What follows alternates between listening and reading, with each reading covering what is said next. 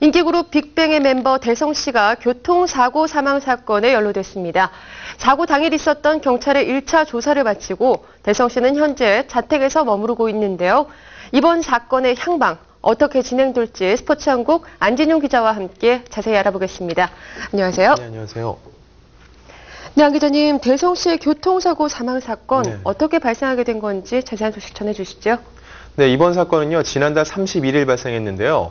사건 발생 당일 새벽 1시 30분께 대성은 자신의 승용차를 몰고 가다 서울 양화대교 남단에서 도로 위에 쓰러져 있던 오토바이 운전자와 정차해 있던 택시를 잇따라 들이받는 사고를 일으켰습니다.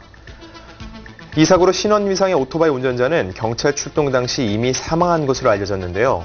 다행히 큰 부상을 입지 않은 것으로 알려진 택시기사는 현재 병원에서 입원 치료 중입니다. 그리고 사건 발생 초기 대성의 음주 여부도 초미의 관심사였는데요. 경찰 조사 결과 사건 당시 대성은 술을 마시지는 않은 것으로 밝혀졌습니다. 네, 사고 당일 경찰의 1차 조사 발표가 있었는데요. 어떤 내용이었죠? 네, 대성은 사고가 난 직후부터요 5시간 동안 영등포 경찰서에서 조사를 받았는데요.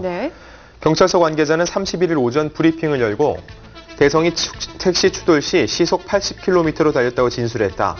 앞을 미처 보지 못해 사고가 난 것으로 안전운전 의무 불이행에 해당된다고 밝혔습니다. 양화대교의 규정 속도는 시속 60km인데요. 때문에 대성은 규정 속도를 위반한 것입니다. 이어서 경찰은 대성이 오토바이 운전자 현모 씨를 치고 40여 미터 앞에 서 있던 택시를 추돌했다.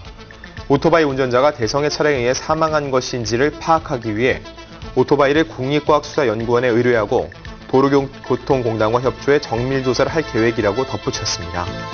네, 이날 오토바이 운전자가 사망한 것으로 알려졌는데요. 이 오토바이 운전자가 언제 사망했는지, 그 사망 시점과 또 어떻게 사망했는지 사망 경위에 대한 것이 수사에 초점이 되겠다, 이런 얘기들이 전해졌어요. 네, 맞습니다. 이 선행사고자는요, 현장에서 경찰 조사 결과 이미 숨진 것으로 확인이 됐는데요. 경찰은 선행사고자가 대성의 추돌사고 이전 이미 사망했는지 아니면 대성의 추돌사고 관련해 숨졌는지에 대해 심도 있는 조사를 진행 중입니다. 경찰은 오토바이 운전자는 사망했으나 대성의 차량에 의한 것인지 이전의 선행사고로 인한지 여부는 구체적으로 조사할 것이다.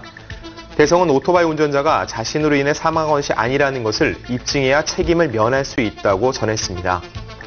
아울러 경찰은 경찰의 추돌사고와 관련해 사망한 오토바이 운전자에 대한 다른 운전자의 뺑소니 여부 등도 추가로 수사 중인 것으로 알려졌습니다. 네, 당대 최고의 인기 아이돌이 연루된 이 교통 사망 사고 사건이라 굉장히 관심이 집중됐었는데요. 사고 당일에 경찰의 현장 검증이 있었죠? 네, 사고 당일 오후 2시 30분께요. 영등포 경찰서 소속 경찰 5명이 교통사고 현장인 양화대교 남단에서 1차로를 막고 10여 공간 현장 검증을 진행했는데요. 그러나 대성과 피해 택시기사는 현장 조사에 참석하지 않았습니다.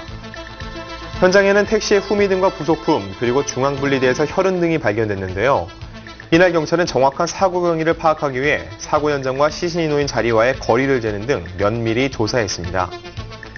영등포 경찰서 관계자는 대성이 쓰러져 있던 오토바이 운전자와 정차해 있던 택시를 모두 보지 못했다고 진술했다. 현장 조사 결과 대성이 사람을 친 후에 브레이크를 잡지 않은 듯 타이어 스키드 마크가 존재하지 않았다고 밝힌 바 있습니다.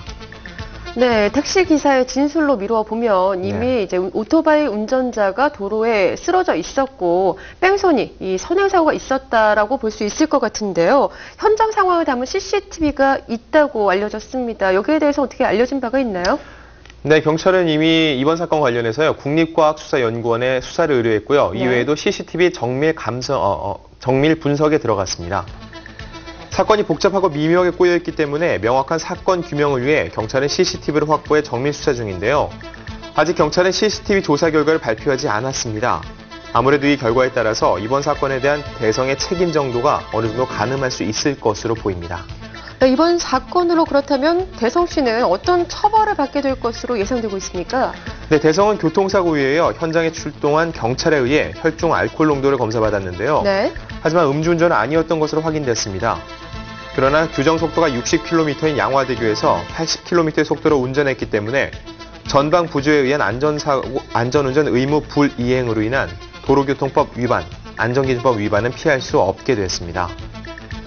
교통사고 처리 특례법 3조 1항에 의하면요. 운전자가 중대한 과실로 인해 교통사고 사망사고나 속도 위반 사고를 냈을 경우 5년 이하의 금고 또는 2천만 원 이하의 벌금형을 받게 되는데요. 운전자가 종합보험에 가입한 차량을 운전했거나 피해자와 합의를 한 경우 처벌을 면해주는 경우도 있습니다. 네. 하지만 사망사고와 속도 위반 사고의 경우는요, 형사처벌 면제 대상에서는 제외됩니다. 네, 그렇다면 대성 씨나 빅뱅의 활동 계획 수정이 불가피하겠죠? 네, 대성의 경우는요, 이번 주 금요일에 SBS 예능 프로그램 밤이면 밤마다 녹화를 앞두고 있었는데요. 네. 이번 주에는 사건의 충격이 가시지 않았기 때문에 참여하기 어려울 것으로 보입니다. 또한 수사 결과 발표와 처벌 수위에 따라 대성의 향후 거취가 결정될 전망입니다. 그리고 빅뱅의 경우는요, 최근 앨범 활동을 마무리하고 휴식기에 들어갔는데요. 이번 사건 때문에 대성뿐만 아니라 멤버들도 큰 충격을 받았기 때문에 차기 앨범 준비 및 컴백 시기는 다소 늦춰질 것으로 보입니다. 네, 사망자의 부검 결과는 약 보름 정도 후에야 나오게 될 예정인데요. 현재 상황으로는 부검 결과가 전해지고 난 이후에 수사 발표를 정확히 기대할 수 있을 것 같습니다. 좀 더 지켜보도록 하고요. 오늘 이야기 여기서 마칩니다. 지금까지 스포츠한국 안진용 기자와 함께했습니다.